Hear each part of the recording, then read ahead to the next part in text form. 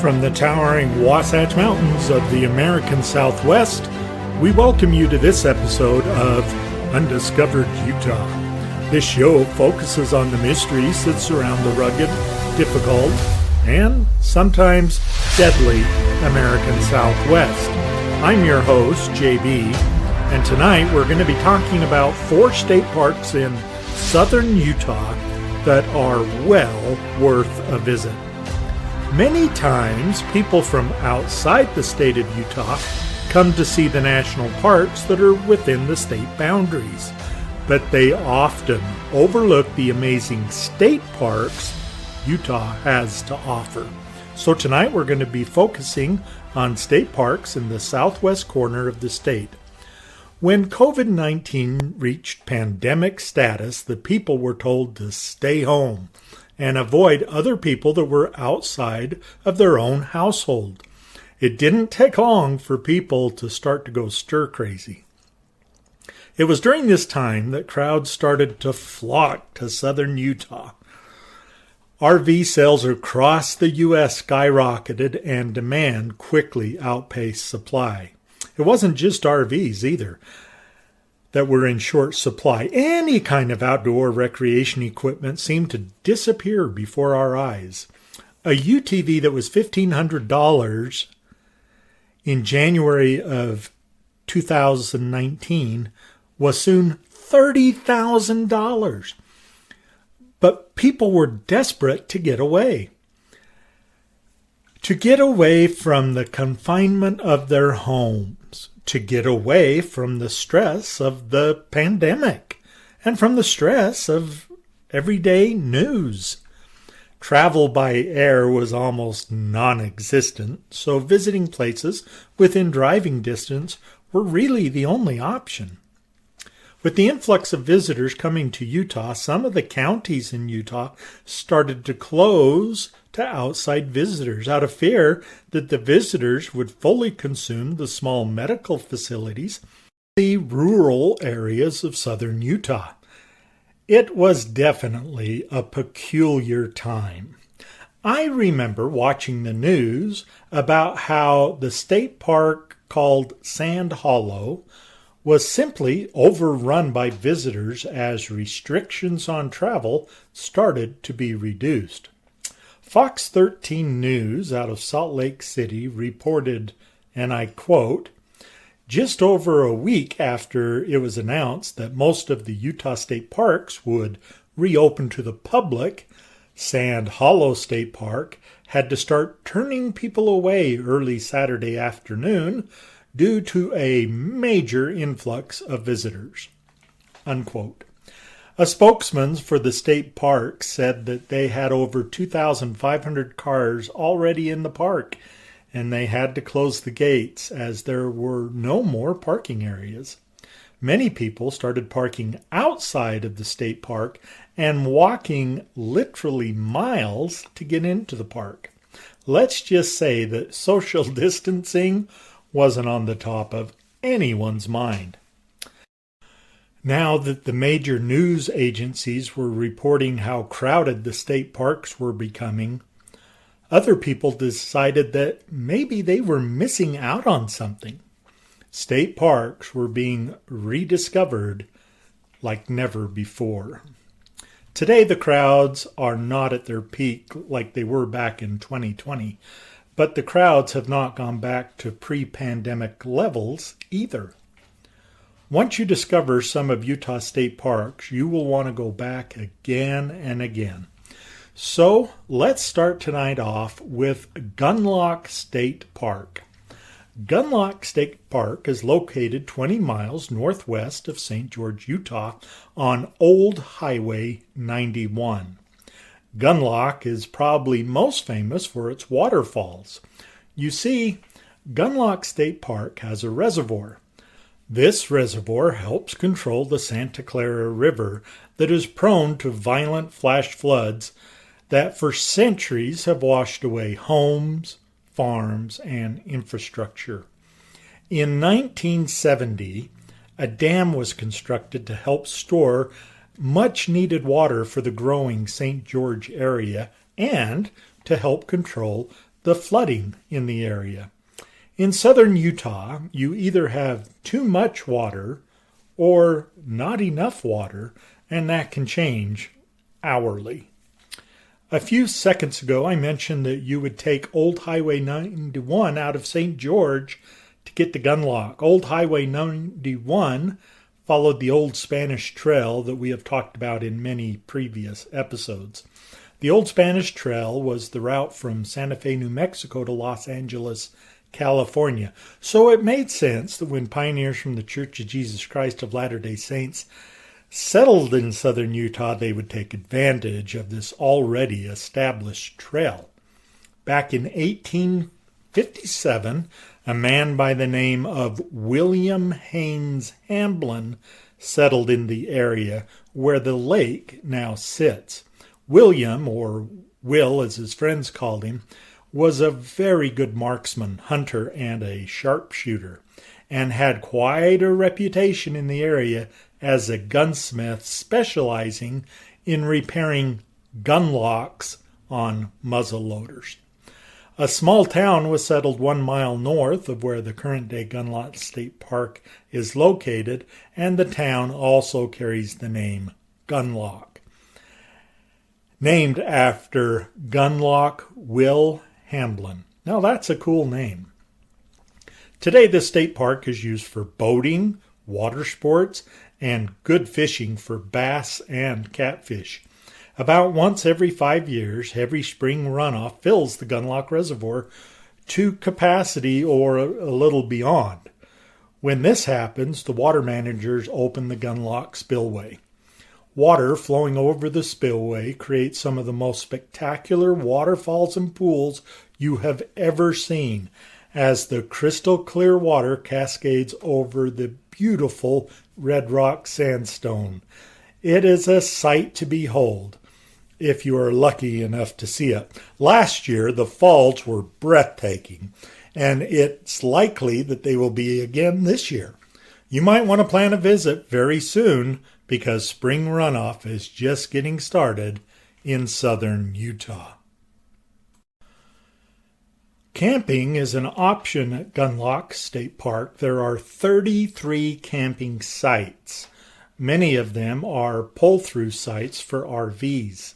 Sites can be reserved through reserveamerica.com, and this state park is open year-round. The second state park in the area that we are going to discuss is a park that many people say if it was in any other state, it would be a national park. This park is called Snow Canyon State Park, and it is located 16 miles northwest of St. George, Utah. The scenery at Snow Canyon is outstanding, with its towering sandstone cliffs that are both red and white colored. Then mixed in, you have black lava flows that came from the Santa Clara volcano and the Diamond Valley cinder cone. With Snow Canyon State Park, there are over 16 miles of hiking trails. There is also horseback riding, bike riding, rock climbing, wildlife viewing, and you're going to for sure fill your camera's storage space with all of the photos you take. There are sand dunes to play in and petrified sand dunes to hike on. You can venture deep into a lava tube or hike around the cone of a dormant, not extinct, but dormant volcano. Snow Canyon didn't get its name from the greatest snow on earth like you might expect. In fact, Snow Canyon is so mild that it seldom even gets snow.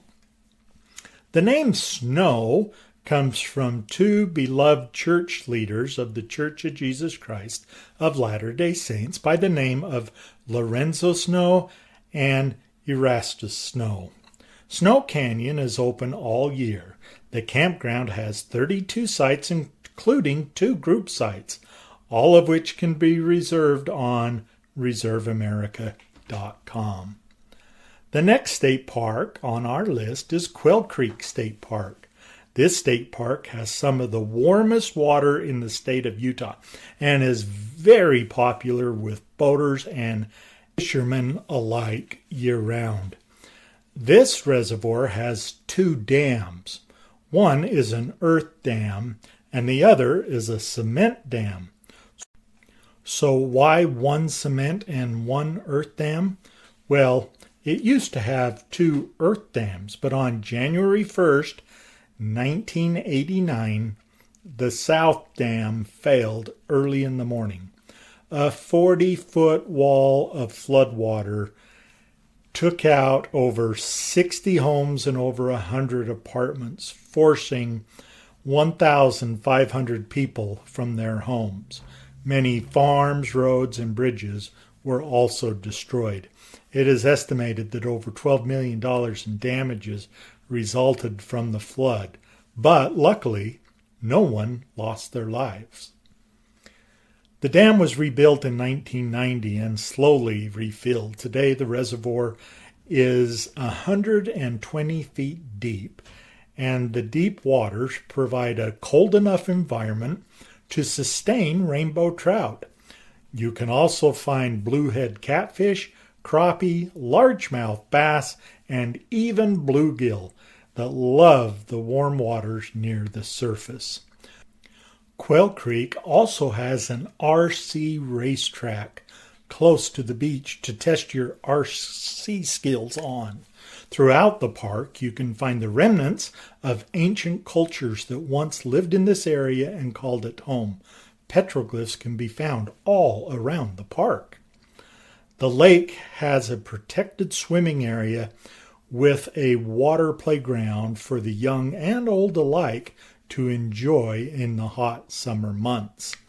Quail Creek Campground offers 45 total spaces, including 1 group site and 1 day use area. Most of the camping sites have partial hookups. Again, you can reserve the sites on reserveamerica.com. Last on our list is a state park called Sand Hollow State Park, and this is most likely the most popular of the 4 state parks in the St. George area. This park has it all. There is so much to do at this park and so much to see and explore, you'll want to come back at least once a year for the rest of your life. Okay, that might be a bit of an exaggeration, but this place is awesome. As a matter of fact, Undiscovered Utah was there just last week, enjoying the warmer weather. So what is there to do at Sand Hollow? First off, there are 3 camping areas with a total of, get this, 129 sites, including 5 group sites, 30 primitive sites, 12 standard sites, 26 partial hookup sites, and 54 full hookup sites. And all of these camping sites are near the water. Speaking of the water, Sand Hollow is home to a large reservoir that offers a variety of recreation options. You can rent a variety of water toys from the beach at Sand Hollow. Anything from paddle boards to full-size boats. Of course, you can bring your own water toys if you have them. Snorkeling is also a favorite activity at Sand Hollow. There are 2 cliff jumping areas if you like to take an exhilarating plunge into the cool waters on those hot summer days. The clear blue waters lapping up on the red sandstone cliffs and red sandy beaches is just pure eye candy. Another favorite activity at Sand Hollow is the 15,000 acres of the Sand Mountain OHV riding area. This place is huge and gorgeous, and there is something for every skill level of rider, including the extreme trails and obstacles. This week is the Off-Road Games event. Vendors from all over the world will be there showing their latest products in off-roading merchandise. Plus, there's the games themselves. This is a very popular event. You can go get more information at mattsoffroadrecovery.com as they sponsor the event. Like I said, we were at Sand Hollow last week, and I want to spend some time telling you about our experiences. We arrived at Sand Hollow State Park at 8:30 in the morning on Saturday. When we arrived, there were only a couple of vehicles in the staging area. We unloaded our UTVs and made our way to the start of a trail called Razzle Dazzle. Oh my gosh, what a fun trail to ride. And the scenery where you overlook Warner Valley is just incredible. This trail overlaps other trails in the area, and it is easy to get off on the wrong trail and find yourself in more technical riding areas. So be careful to stay on the trail. Razzle Dazzle is more fun than technical, but did offer a few minor technical areas to get you warmed up for the rest of the day. We followed Razzle Dazzle all the way to the Flintstone House. This is a natural rock formation that oddly closely resembles the Fred and Wilma Flintstone house in the old cartoon. You can't help but yell out, "Yabba dabba doo!" From the Flintstone house, we decided to ride back to the staging area on a trail called Bazackwards. This is a more technical trail than Razzle Dazzle. There are some extremely difficult obstacles that you can bypass, and some difficult ones you can't bypass. There are some sections you will definitely need to spot for each other, unless you're running 45-inch tires. It was challenging enough to give us a thrill and a sense of accomplishment when we successfully completed the trail. That afternoon, we took to the West Rim Trail. This trail overlooks the Washington and St. George valleys with some outstanding views. Many obstacles are along this trail and many side trails.